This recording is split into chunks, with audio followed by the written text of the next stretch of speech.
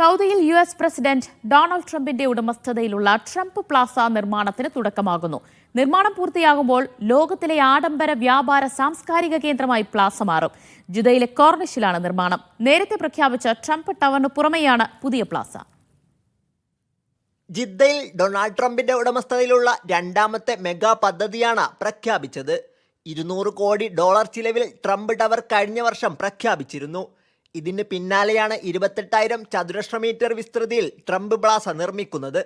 $100 കോടി ചിലവിലാണ് ആഡംബര വ്യാപാര സാംസ്കാരിക കേന്ദ്രത്തിന്റെ നിർമ്മാണം. ആധുനിക താമസ സൗകര്യങ്ങൾ, സർവീസ് അപ്പാർട്ട്മെന്റുകൾ, ഗ്രേഡ് എ ഓഫീസുകൾ, എക്സ്ക്ലൂസീവ് ടൗൺ ഹൗസുകളുമാണ് ജിദ്ദ ട്രംപ് പ്ലാസയുടെ ആകർഷണം.